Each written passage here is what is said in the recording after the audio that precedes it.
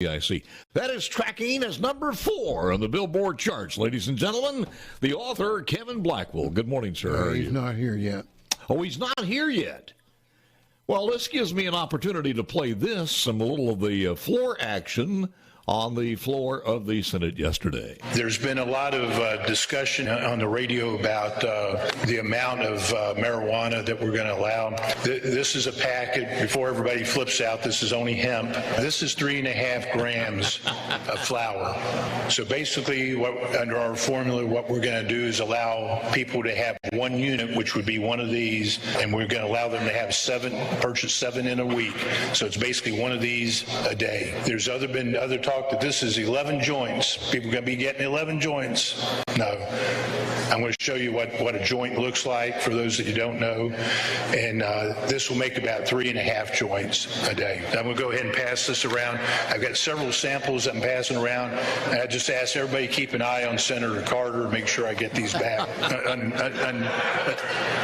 unaffected. This is an ounce of flour. This is an ounce of flour. It's been said on the radio the ounce is the size of a loaf of bread. I don't know where you get your bread at, but that...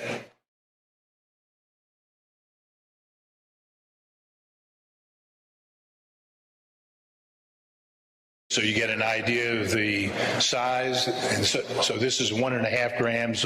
Most joints are around 0.75 or 1 range. So anyway, I'm going to pass these around for you guys to take a look at. I do have the documentation that it is only hemp. All right, so that was some of the floor action yesterday on the Senate before the passage. What was it, 47-5? What's the update, Perez? Hello? He should be there. Hello? Should be there? Hello? Okay, I think we're getting the feedback, but we'll work through that one. Is it Senator Kevin Blackwell? Can you hear me, sir? Yes, I can. How you doing, Paul? Good to have you. I know you're back home now, and you guys don't come back until, when is it, Monday, 4 o'clock. Big day yesterday, and I think everything went quite well. Your thoughts about that yesterday as a historic day in the Mississippi Senate? It was. I thought things went very well. I was appreciative of the support I received from my fellow senators. You know, this is, an issue that the people voted on back, last year.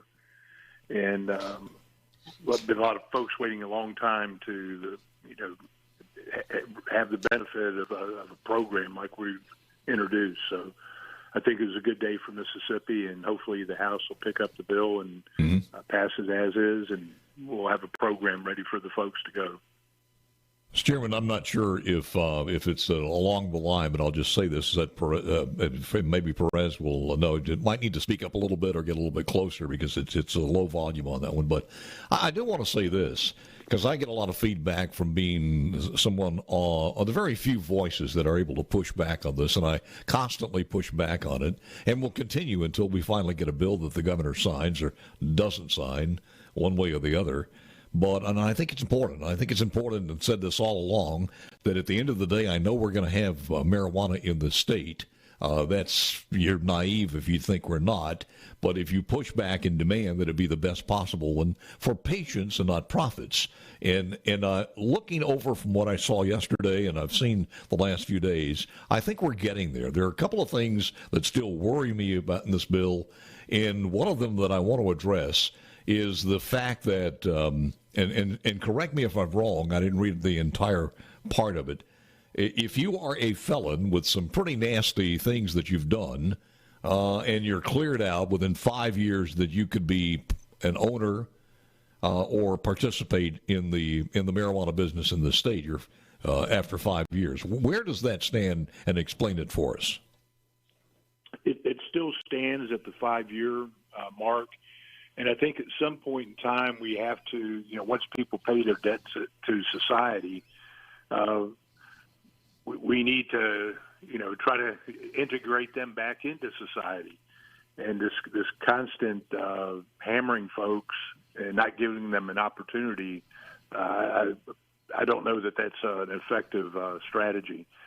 But they do have to wait 5 years before they can get into the industry. Now, explain to me some of the felon, some of the crimes that they could be committed to, and again, once they're out, what are some of these? Well, they're some of the worst crimes. Murder, rape, physical assault, shooting into buildings, domestic terrorism. I don't have the full list in front of me, right in front of me, but basically crimes of that nature. There also could be some some felony drug offenses in there also, could they not? That's correct. So help me out on this one, because if you had let's just say 100, 200 people collectively in the state of Mississippi out of a population near 3 million who fall into this category, and all at once you got 20 or 30 of them who qualify after 5 years moving into this industry, are you comfortable with that? Yes, I am. I know we disagree, you and I, on this bill. But you have always taken the negative view and kind of extrapolated it out in the worst case scenarios.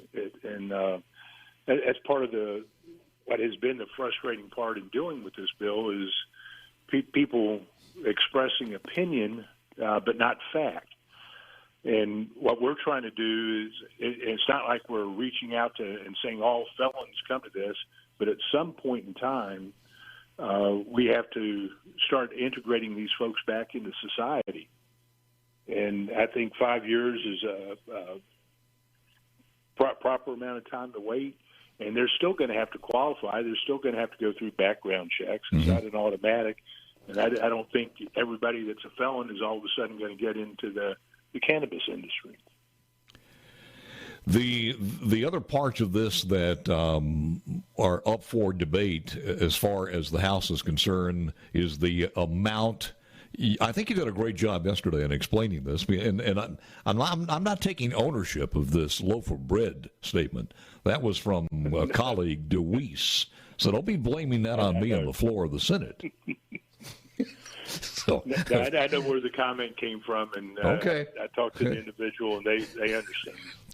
I don't want ownership of that now, because I'm just the messenger. I didn't pin that, so the loaf of bread comment does not need to be tagged to me along with some other things.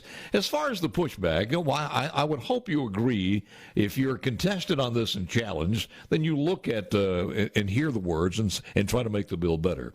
You're satisfied with everything in that bill, or are there some things that you think maybe need to be corrected or could be corrected, which they couldn't if it was in the Constitution? But we could always go back and tweak this thing in the years to come.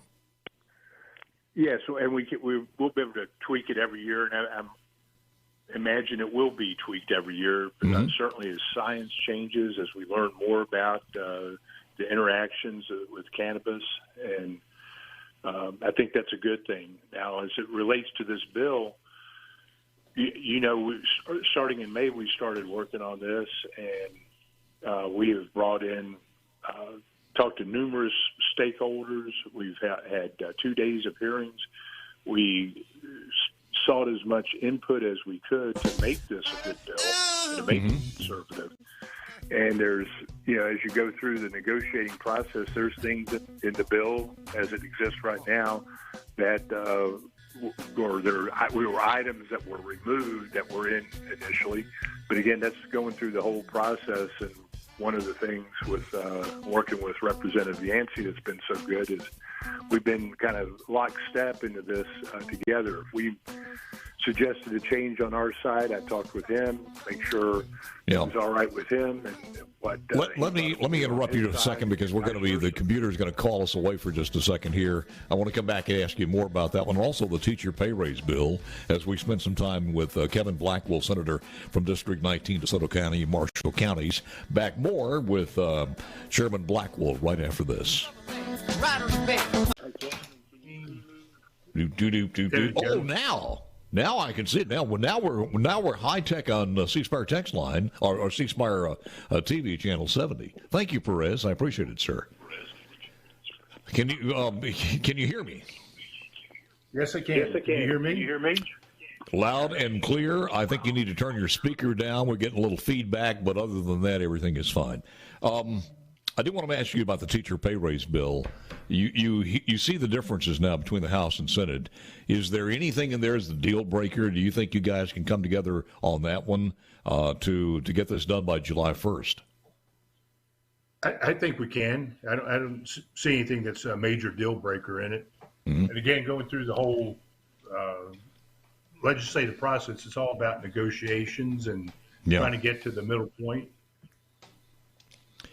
Is there any talk now, because the thing that's still hanging out there, and nobody's touching it right now as far as I know, but dealing with whatever the lieutenant governor describes or calls, but the terminology of the Medicaid expansion, is there any rumbling in there coming out of that particular committee?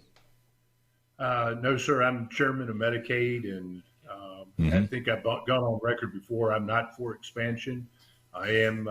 We do have several bills that we'll be taking a look at. One is to extend the postpartum care for women up to 12 months. We currently are doing that now. Trying to get a dollar figure for Medicaid to see what kind of savings, and also take a look at what kind of Kevin, that would be an extension. That's not going to add additional people to the rolls, all right? That you're correct. It would just be an enhancement of benefits. So we're looking at that. Go ahead, sir. So we're looking at that. We'll be discussing that in committee and seeing where we go with that. We did pass it last year in the tech bill, but the House wanted to take it out. So this year we're going to just do it as a standalone bill. The personal income tax is the other big one. I don't know if you heard the Speaker of the House a few moments ago, but I mean, he makes a very good point. When people are worried about the raise of the income tax or sales tax on certain items from 7% to 8.5%, and again, if you're going to get back $1,300 a year from just the money that you put in that at a $40,000 salary or $40,000 household income, then you're saving about $1,300. You would have to go out and buy things that are taxable on the sales tax in the amount of $86,000. Your purchases have to be about $86,000 a year for you to usurp that $1,300. Your thoughts as far as your committee and you personally as far as bridging the gap between the House and Senate on the personal income tax? Well, Medicaid won't have anything to do with the income tax, but me personally, I like the concept. Mm-hmm. I'm not sure about the adding the additional sales tax. I'd probably like to see where we're going to be at with not adding any additional tax. But conceptually, I agree with the idea. Well, if you don't make it up somehow, and we have a surplus now, 5 years ago, we can't be guaranteed that surplus or 10 years from now. So how's that going to happen? Well, you're exactly right. That's the key component. If we're going to give up close to $2 billion in tax revenue, where are we going to recover that? And as you know, we're giving some hefty pay raises and well-deserved pay raises to teachers, right, and to others, law enforcement. And so we're going to need to be able to sustain that. So I have not had time to take a look. I've been involved in another bill for the last few months. So now that that's off my plate, I'll be taking a closer look at the tax proposals. Ken on C Spire text line asking, is Medicaid going to pay for pot? I'll let you answer that. Medicaid will not be paying for pot, and it won't be paying for medical cannabis either. For marijuana, not for health care, for low income, a lot of feedback on the C Spire text line. The other thing in here is we had some objections early on, and I'm not sure because we kind of lost this narrative for a while.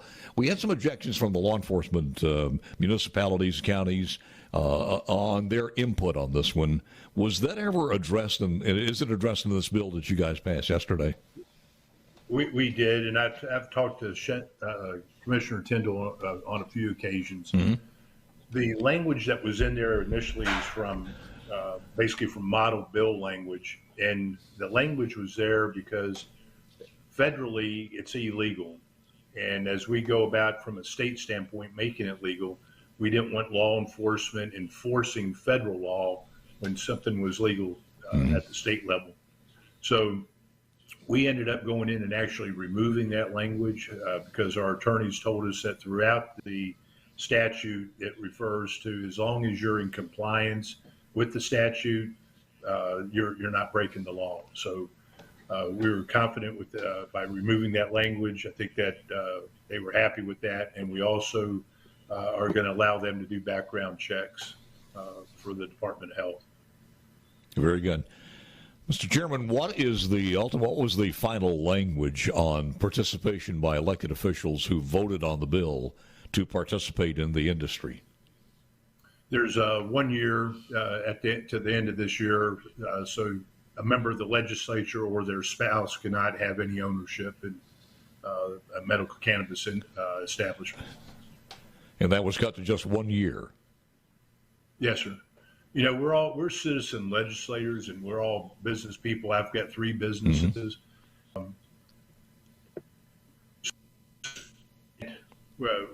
Participates is kind of on the lease side. At the same time, this is a brand new business that we're bringing it into the state, and we're the ones voting on it. And I think just from an ethical standpoint, we need to step back a little bit.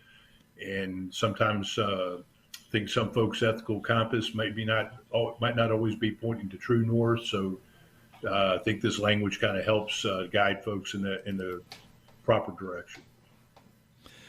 Did you guys address those who are incarcerated be able to use this as far as smoking? Was that addressed in there? Yes, it is. I mean, that's entirely up to the Department of Corrections and Commissioner Kane, what they choose to do. And no, we will not. Taxpayers will not be buying it. The incarcerated individual is going to have one of the qualifying conditions, and whoever the physician provider is with the correctional facility is going to have the certification in order to justify writing a recommendation for that prisoner.